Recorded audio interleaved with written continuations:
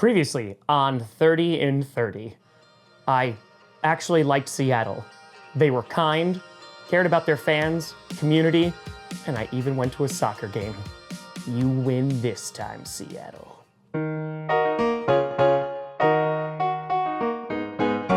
After a great trip to Seattle, it was once again time to head to the airport. And the night before, something amazing happened. I got 5 whole hours of sleep.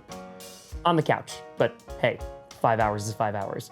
Now it was time to visit the 49ers, right after the Seahawks. Yep, no painful memories there. We flew into San Jose based off some hot tips from locals. We made it into the airport and Johnny found a massage chair and had a time. And he accidentally hit 30 minutes. It's a long time. I then had to try it too. It was pretty damn good. No wonder the people in California are so relaxed, man. They got these freaking chairs. We got to the hotel and were scheduled to meet with the 49ers at 1 p.m. So I walked over there a bit earlier to scout out the place. It was a beautiful stadium from the outside. And when I had a chance to pop my head into the pro shop, I could tell this was going to be a great visit. You know, besides all the painful Packers playoff losses to this team. There were fans walking around the pro shop waiting for me to announce the location of the fan event, so I got an opportunity to meet with folks and take pictures a bit early. This was the 3rd day in a row that fans were just waiting around the stadium, hoping that they'd run into me. Again, a pretty surreal thing. After swinging by the hotel to get Johnny, we headed over to the stadium and were greeted by Jacob and Brianna. It was a Sunday and the stadium was quiet. Really quiet. Both Jacob and Brianna had come in today specifically for this. It was a gesture that did not go unnoticed, and it was so appreciated. We headed to the field, and you could immediately tell that this was one of the nicer stadiums that we had seen. We then headed to the rooftop. Thankfully, there wasn't a ladder to climb up this time, and we took in some of the amazing views. They even had a rooftop garden where they would grow herbs and spices that are used during game day and some of the food that is sold at the stadium. It was when I was on the rooftop, though, that I noticed for the second time how quiet it was. The first was at the San Jose airport, but I attributed that to being a Sunday and a bit early. But besides the theme park next door, it just seemed like there was little foot traffic. We then walked around and it seemed at every corner there was something mentioning the Packers. A coincidence, I'm sure. We saw the press box, club lounges, which featured some unique features like fantasy football stats, and even a throne to display for fantasy dominance. But it wasn't until we got to a different part of the stadium that I saw some of the best parts. There were classrooms in it. The 49ers were the first professional sports team to embrace STEAM, and they offered a variety of free programs to local schools. Students ranging from elementary school all the way up to secondary levels could come here and learn right in the stadium. As a former teacher, this of course pulled on my heartstrings. Well played, 49ers. Then there was the museum, a 20,000 square foot space where the history of this franchise is beautifully told and kept for fans. Whether it was the memorabilia, the interactive stations, or the absolutely incredible displays, like a football representing each TD that Jerry Rice has caught in his career. This place was outstanding. I'm not exaggerating when I say that this was one of the nicest museums or Hall of Fames that we had seen on this trip. Even as a Packers fan, I could only look on in awe at the effort that went into creating this time capsule that also constantly was innovating and changing. I then asked about tours, museum hours, because this was something that fans needed to see.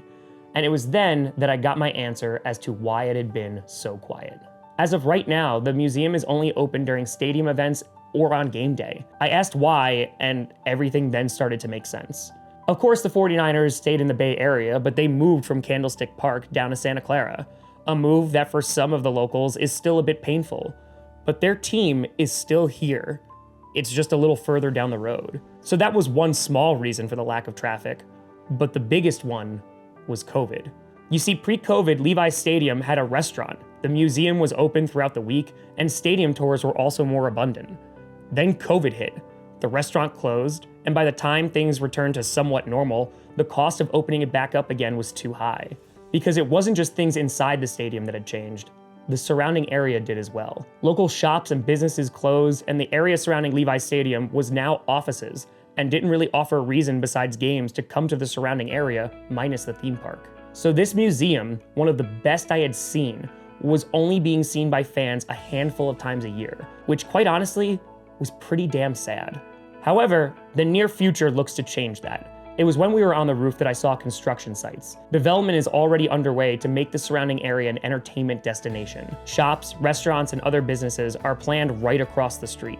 In addition, Levi's Stadium is getting some major events in 2026. Not only are they hosting a Super Bowl, but they have also been selected to be a host site for a World Cup game. It's with these upcoming changes that with more people visiting the area, the museum can be open more often, and maybe even the restaurant could return. It was hard not to think of Green Bay while walking around this stadium. No, not because of the trauma that I've endured in the playoffs playing against the 49ers, but because of the history of this franchise. Green Bay used to have a Kmart across the street from Lambeau. Now it has the Titletown District, a place that has helped transform Lambeau Field into a year-round destination. The Packers' extensive Hall of Fame reminds me of the one located in Levi's Stadium. And now with the upcoming developments, I just hope that fans have an opportunity to visit this place, because while it is further from their previous home, this team's history is still here. Johnny and I then headed back to the hotel for less than an hour, and then we're off to the fan event. As we crossed the bridge, we were greeted by an enthusiastic crowd for nearly 3 hours. And having the atmosphere of fans in the shadow of this stadium just felt right. 1v1s, pictures, stories, and a whole lot of incredibly generous gifts were the theme of this meetup. It's computer. Yeah. Oh, crap! Oh, no! Sorry, it's not new. I don't own a new one. Oh, no, that's all good. I don't own a new one. Oh my god. They got him a Justin Timberlake doll. Yeah! 2 years ago, I quit my job to do this. For the second time. This one stuck, and now we're signing a picture of myself quitting my job. Let's go, baby.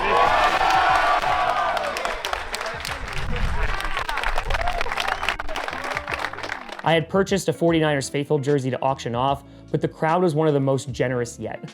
They donated jerseys, hats, mugs, and more to be auctioned off at this event to directly support St. Jude. The exact same thing happened in Seattle. Just showing again that regardless of jersey, there is just some damn good people out here. It was great talking with 49ers fans, though of course there was some light ribbing. And now we have a printout of all the playoff teams. You want me to sign that? Sure. It was interesting to get their perspective. Yeah, like coming out to Levi's Stadium for the very first time, the stadium, it looks really cool, like a very more modernized, not the old, kind of crazy, not perfect circle. The people out here that I've met today, everyone has been so nice. As far as the Bay Area goes, the 49ers is the only football team now that's here because there's no Raiders. Everything got taken out and they're moving to Nevada and Vegas. So this is all we got, and it brings the community together, and we just show love to each other. Also, a big shout out to Ishi, another mod of the channel, for making the trip. And while there are plenty of 49ers fans and Packers fans too, the other dominant fan base in attendance were Raiders fans. Like the 49ers, the Raiders moved to a new stadium as well, but that move was much more significant. Bay Area's still out here, man. Bay Area's still repping. It was a perspective that we had heard before, like when we were in Cleveland speaking with Stern. But it was very clear that even though the Raiders were now in a new stadium and in a different state, the loyalty for the black and silver still resided in California. I then had to go back to the hotel, and while I couldn't make it out to a local business, a bunch of fans from the meetup got together at Bear Bottle Brewing Company to do some chaotic good. This wasn't the first time this has happened on the trip, but to have a group of strangers come together for a few hours and then decide to do that together, it just shows that something special is happening out here, and all of you are a part of it. A reminder that there are 2 ways to donate to St. Jude, either on every video through the donate button on YouTube or in the link in the description. Both go to the same place. I appreciate you all.